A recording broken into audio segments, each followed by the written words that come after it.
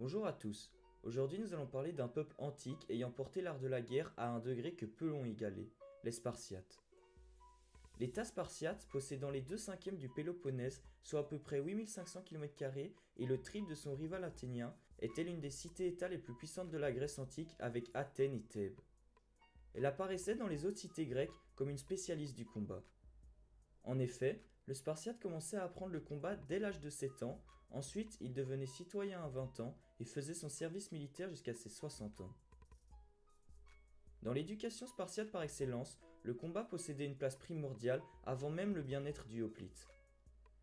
La totalité de la vie d'un Spartiate était dédiée aux guerres et aux batailles. Étant ainsi entraîné pour devenir un guerrier exceptionnel, le Spartiate ne craignait pas de tomber sur le champ de bataille.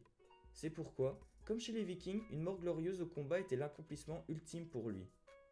À Sparte, il y a même une loi concernant les lâches appelée à cette époque les tressantes. Ceux qui refusaient d'aller combattre et peut-être mourir étaient bannis de la cité ou encore pire, exécutés.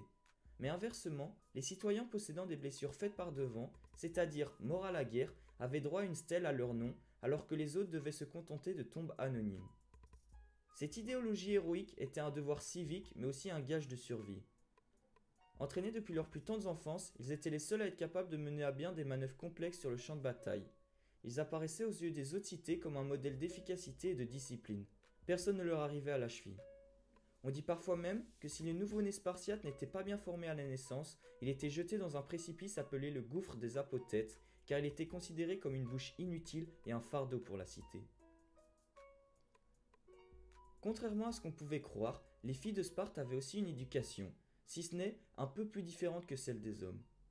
Comme eux, elles avaient un entraînement sportif dans le but de produire des mères aguerries et courageuses, aptes à enfanter des enfants sains et puissants. Leur éducation comportait également de la musique et de la danse. Maintenant, parlons de leur attirail de guerre. Chaque hoplite possédait une lance de 2,50 m environ et comme arme secondaire, il disposait d'une épée lui permettant de se battre lorsque sa lance se brisait. Ensuite, il portait également un bouclier rond qui lui permettait de protéger son côté gauche ainsi que le côté droit du voisin. À partir du 5e siècle avant Jésus-Christ, sur leur bouclier se trouvait l'emblème lambda pour Laconie. Le bouclier était considéré comme le plus important de leur attirail. Et enfin, pour ce qui est du casque, il portait un casque de forme pointue et confectionné en cuir qui ne protégeait pas les oreilles car d'après les sources, cela permettait de mieux entendre les ordres sur le champ de bataille au milieu du fracas des armes et des cris. Dès lors, la seule défense performante du guerrier était son bouclier. En réduisant de manière importante leur protection, ils avaient comme objectif de tendre vers plus de mobilité pour ainsi réaliser des attaques fulgurantes et meurtrières. Sur le champ de bataille, les hoplites étaient regroupés par section, puis par compagnie, bataillon et enfin par régiment. Chaque unité était commandée par un officier. Elle se déployait par ordre croissant, les jeunes se trouvaient donc au premier rang. Tout ça formait la célèbre phalange qui se battait en rangée de 8 à 12 hommes. Dans les légions spartiates, on ne trouvait aucun archer car ils ont toujours été méprisés et considérés comme des lâches. Pour être un citoyen spartiate, 4 conditions devaient être réunies. Il fallait avoir subi l'agogé, l'éducation spartiate, participer au repas collectif, les syssities, posséder un domaine et enfin, la principale condition était d'être issu d'un citoyen spartiate et de la fille d'un citoyen spartiate. Lorsqu'il n'était pas sur le champ de bataille, le Spartiate faisait de l'exercice physique ou encore de la chasse.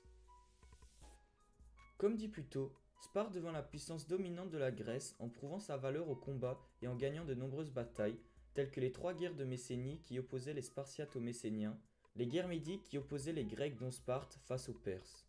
Il y avait aussi la célèbre guerre du Péloponnèse qui dura 27 ans et qui confronta la Ligue de Délos menée par Athènes et la Ligue du Péloponnèse dirigée par Sparte.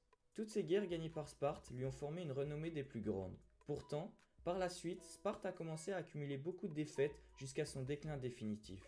Ils perdirent la guerre de Cléomène contre la Ligue achéenne et le royaume de Macédoine. Ensuite, la guerre de Corinthe qui se termina par un traité de paix face à la coalition de 4 États alliés, Thèbes, Athènes, Corinthe et Argos. Et enfin, la guerre qui signa la fin totale de Sparte était la guerre contre Nabis. Cette guerre fut nommée ainsi car Nabis, qui a été assassiné 3 ans après celle-ci, fut le dernier roi de Sparte qui n'eut d'autre choix que de se rallier à la Ligue achéenne après la défaite contre cette dernière, Rome et la Macédoine. Les commandants spartiates les plus connus sont Lysandre, Brasidas et Léonidas Ier. Lysandre était un homme d'état spartiate et un général mort en 395 avant Jésus-Christ et qui était principalement connu pour avoir vaincu Athènes et mis fin aux guerres du Péloponnèse. Brasidas, lui, était aussi un général spartiate connu pour avoir été un fin stratège et un tacticien hors pair également durant la guerre du Péloponnèse. Et ensuite, il y a Léonidas Ier, qui est pour moi le plus célèbre, principalement grâce au film 300. En effet, il a été le roi de Sparte durant 9 ans et est resté très populaire pour sa bravoure face aux Perses lors de la bataille des Thermopyles, au cours de laquelle il mourut en 480 avant Jésus-Christ. La religion à Sparte était très importante, autant que dans les autres cités grecques, qui en témoignent le nombre de temples et de sanctuaires. La déesse la plus honorée de toutes était Athéna. Apollon aussi possédait une importance cruciale car elle jouait un rôle dans toutes les fêtes spartiates. Aphrodite possédait dans la cité de Sparte plusieurs sanctuaires car elle était honorée de manière à ce qu'elle accorde l'élégance à toutes les filles arrivant à l'âge du mariage dans le but de susciter le désir masculin. Et il y avait également Arès qui était honoré en tant que dieu de la guerre tout-puissant. Alors voilà, c'est tout pour la vidéo d'aujourd'hui, merci à tous de l'avoir visionné, j'espère qu'elle vous aura plu, et n'hésitez pas à mettre un pouce bleu. Sur ce, merci à tous de suivre la chaîne et je vous dis à la prochaine.